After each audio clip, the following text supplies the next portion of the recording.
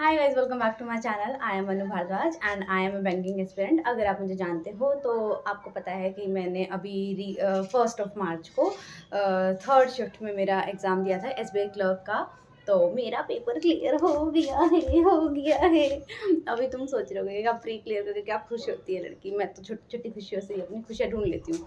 हाँ ठीक है, अभी मेन बात करते हैं कि अभी मेरा एसबीआई क्लर्क प्री क्लियर हो गया है और तुम मेरा रिज़ल्ट यहाँ पे देख सकते हो। मेरे 78.50, हाँ 50 मार्क्स आए थे।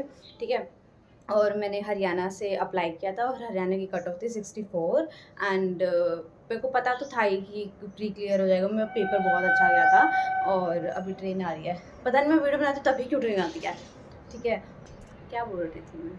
हाँ, मेरे को पता तो था ही मेरा पेपर क्लियर हो जाएगा, तो मैंने मेंस की प्रिपरेशन तो पहले ही स्टार्ट कर दी थी। पर ऐसा होता है ना कि रिजल्ट आने के बाद आप बहुत ज़्यादा इंटरेस्ट हो जाते हो कि हाँ भाई अब और ज़्यादा करना है। पर मेरे साथ बहुत बहुत उल्टा हो रहा है। जब मेरा पेपर आया ना, मैं बहुत खुश हो गई। मैं सोच रही हूँ अब तो क्या ही पढ़ने की ज़रूरत है, अब तो पेपर निकल ही जाएगा। और ऐसा कुछ नहीं होता है। पर हाँ, मतलब अभी और ज़्यादा तैयारी मैं शुरू कर दूँगी, मतलब बहुत अच्छे से हो जाएगा। पिछले कुछ 10-15 दिन से ना मैं मैथ्स बिल्कुल नहीं कर पा रही हूँ। तो आज मैंने सबसे उठते पहले ही मैंने मैथ्स का मॉक दिया, जो मेरा बहुत गंदा गया।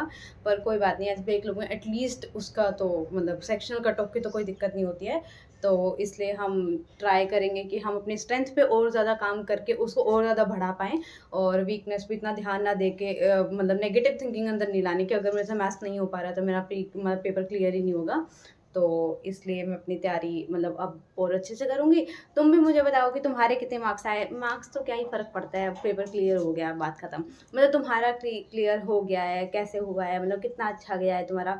तुम मुझे कमेंट सेक्शन में बताओ। मैं एक चीज़ बताना भूल गई थी, कोई मुझे समझाओ, कोई मुझे ज्ञान दो। ये मुझे ऐसे तो मेरे पास है ज्ञान ऑलरेडी इस चीज़ का कि जीए क्या होता है। कि मतलब सब लोग बोलते हैं कि जीए ना हमेशा एक सोर्स को फॉलो करना चाहिए। ठीक है, तो पहले मैं आशीष सर को फॉलो कर रही थी, अड्डा वाले सर को। ठीक है, वो बहुत अच्छा पढ़ाते हैं, नो डाउट।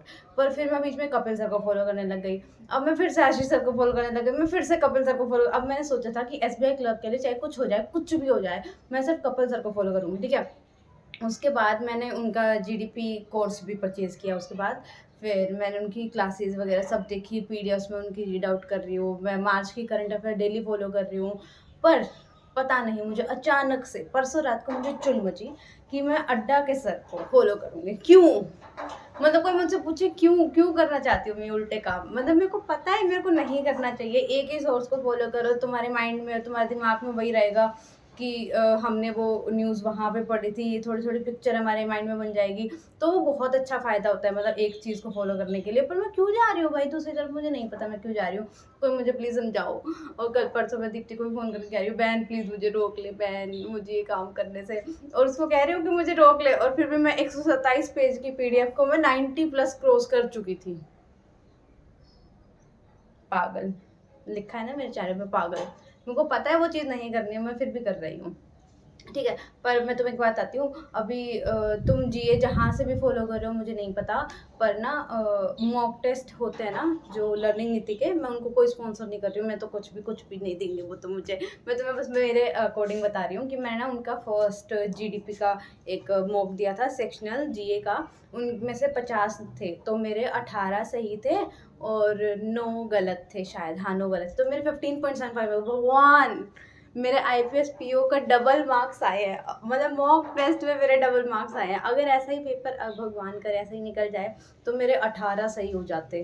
तो मतलब मैं तुम्हें बस बता रही हूँ कि वो मॉक टेस्ट बहुत अच्छा है। अगर तुम ट्राई कर सको इधर उधर से लेके, नहीं परचेज करना कोई मत परचेज करो, मैं इधर उधर से लेके उन क्वेश्चंस को देख लो, क्योंकि वो क्वेश्चन बहुत मतलब मैंने पढ़े हुए हैं और मैंने काफ़ी मतलब ध्यान से याद किया। तो मैंने हाँ वो पढ़े हुए थे, तो मतलब वो अच्छे क्वेश्चंस हैं। ठीक है, तो तुम उसको वो देख ज़रूर लेना। और नहीं होंगे तो यार मैं क्या ही कर सकती हूँ, परचेज़ कर लेना, 200 रुपये ही तो हैं।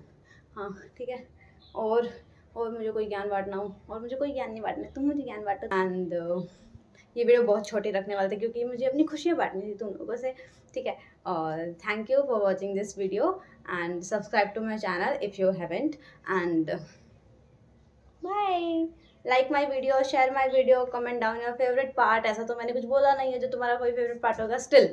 स्टिल तुम मुझे कॉन्ग्रेचुलेशन बोले मैं खुश हो जाऊंगी। कल मुझे 3-4 कॉन्ग्रेचुलेशन आए, मैं बहुत खुश हो गई थी। मैं 3-4 लोगों से खुश हो जाती हूँ गाइस। ऐसा भीड़ नहीं चाहिए मुझे मेरी ज़िंदगी में। ठीक है, okay, that's it for the video.